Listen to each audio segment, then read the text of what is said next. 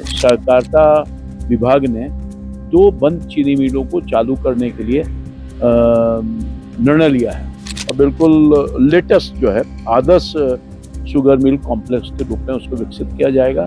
106.39 करोड़ रुपये की स्वीकृति में मिल गई है। माननीय मुख्यमंत्री जी ने ये निर्णय लिया है कि हम हर थाली में बिहार की तरकारी को पहुंचाने का काम करें। कभी भी सदन में रहते हैं, अब जो है उनकी स्थिति बहुत खराब हो गई है।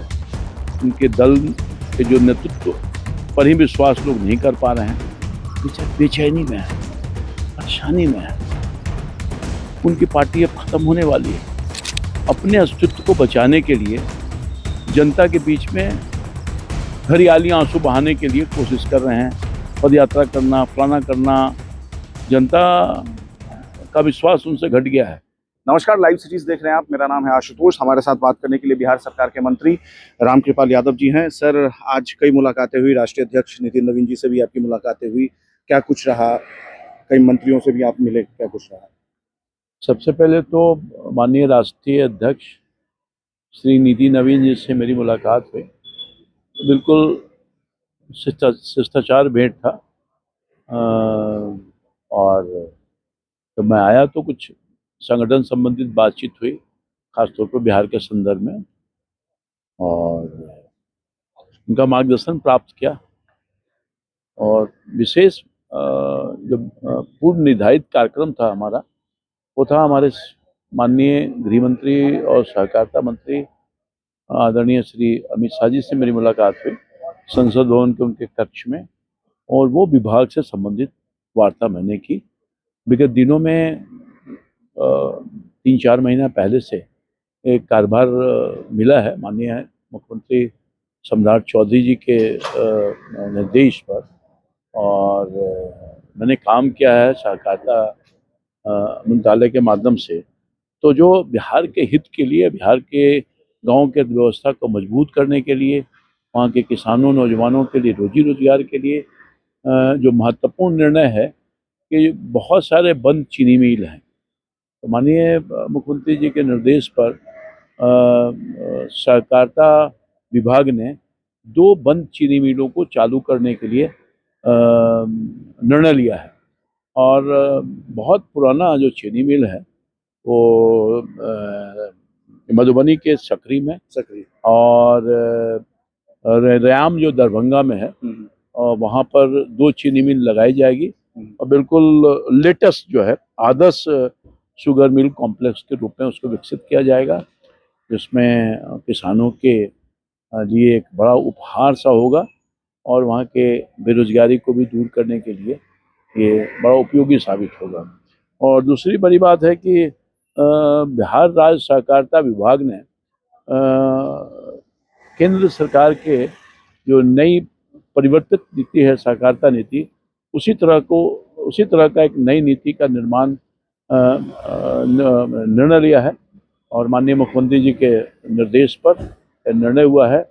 और न्यू पॉलिसी हम लोगों ने लागू करने के लिए बिहार राज्य सहकारिता जो 2026 की ये पॉलिसी है उसको अडॉप्ट करके और एक नई परिवर्तन करने का काम सहकारिता विभाग में करने का काम का निर्णय लिया है। और यही नहीं, पहले प्रधानमंत्री फसल बीमा योजना नहीं था, पहले अनुदान के रूप में बीमा योजना नहीं था।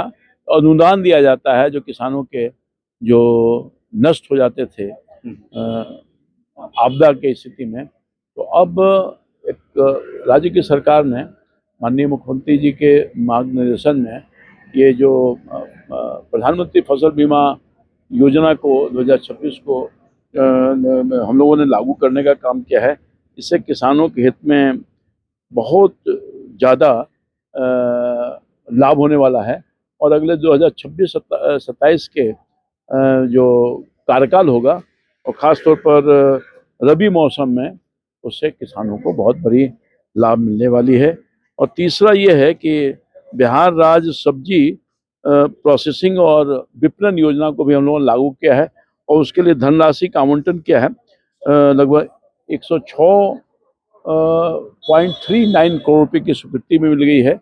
इससे किसानों को जो सब्जी उत्पादन करने वाले लोग हैं या इसको सब्जी में अपना व्यवसाय करने वाले लोग हैं, उनको हम लोगों ने पूंजी भी हम देंगे, परिवहन की व्यवस्था भी करेंगे, उनके जो इंफ्रास्ट्रक्चर है उसके लिए भी हम योगदान करेंगे, तो संग्रहण करने का भी काम करेंगे और पूरे तौर पर क्रियाशील हो जाए ये पूरा का पूरा महकमा। तो जो खेत में काम करने वाले किसान हैं, तो ख़ासतौर पर टकारी उत्पादन करते हैं, सब्जी उत्पादन करते हैं, उसके लिए बहुत बड़ा मील का पत्थर साबित होगा उनके व्यवस्था को दुरुस्त करने के लिए। और ये माननीय मुख्यमंत्री जी ने ये निर्णय लिया है कि हम हर थाली में बिहार की तरकारी को पहुंचाने का काम करें। ठीक है तो सर। ये हर थाली में बिहार की तरकारी पहुंचेगी और बड़े पैमाने पर एक व्यापक परिवर्तन होगा सहकारी विभाग के माध्यम से किसान के लिए, नौजवानों के लिए। सर अब दो छोटा सवाल है, बस आपका समय का अभाव है। पहला सवाल है कि तेजस्वी यादव जी ने कहा है कि स्टूडेंट का जो के खिलाफ जो भी प्रोटेस्ट हुआ, कार्रवाई हुआ, उसके खिलाफ वो राजभवन मार्च निकालने वाले हैं, आरजेडी कार्यालय से राजभवन तक। अब देखिए, तेजस्वी यादव जी को तो जनता उसको मतलब है नहीं। नेता प्रतिपक्ष की भूमिका में होना चाहिए, वो नई भूमिका में है। अब जिसका सदन चल रहा हो और नेता प्रतिपक्ष हो, वो यूरोप के दौरे पर रहेगा, कभी भी सदन में रहते हैं। तो अब जो है उनकी स्थिति बहुत खराब हो गई है। उनके दल के जो नेतृत्व पर ही विश्वास लोग नहीं कर पा रहे हैं, बेचैनी में है, परेशानी में है। उनकी पार्टी अब खत्म होने वाली है।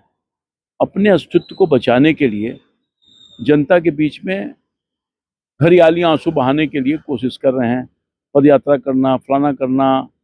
जनता का विश्वास उनसे घट गया है, इसलिए ये अपना कसरत कर रहे हैं लोग, और उसका कोई फायदा नहीं होने वाला है। पूरी बिहार की जनता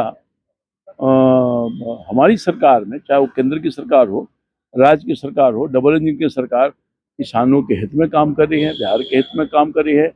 और चाहे वो शहरी इलाका हो, गांव का इलाका हो, चौतरफा विकास हो रहा है, रोजी रोजगार के अवसर मिल रहा है, अमन और शांति है।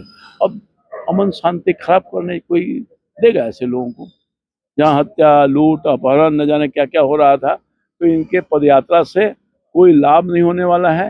ये आराम से बैठना चाहिए इनको। सर एक अंतिम सवाल है, आप राष्ट्रीय अध्यक्ष जी से मिले हैं, तो क्या संगठन स्तर पर भी कोई चर्चा हुई है? और चूंकि बांकीपुर चुनाव अनफॉर्चुनेटली ठीक नहीं रहा आप लोगों के लिए, तो इस पर भी कोई समीक्षा वगैरह की गई है कुछ इसके बारे में? नहीं, मैं तो शिष्टाचार भेंट करने आया था, और चूंकि पटना से ही हैं हम लोग, के बिहार से ही हैं, आप तो मतदाता भी हैं बांकीपुर के मतदाता भी हैं सौभाग्य से। तो जब चर्चा होती है तो कुछ चर्चा तो हर चीज़ तो हो जाती है, कुछ संगठन पर, बिहार के संदर्भ में, बिहार के विकास के संदर्भ में, सब जो काम हम लोग कर रहे हैं, और बांकीपुर के संदर्भ में भी कुछ चर्चा जरूर हुई है। प्रशांत किशोर बोले 10,000 लड़कों को नौकरी देंगे वो, तो मेरी शुभकामना है, दे दें। हमसे बात करने के लिए बहुत शुक्रिया सर, इतनी रात को आपने हमें समय दिया। आपको भी धन्यवाद। तो रामकृपाल यादव जी थे बिहार सरकार में मंत्री, उनको आपने सुना। फिलहाल इस वीडियो में इतना ही, नमस्कार।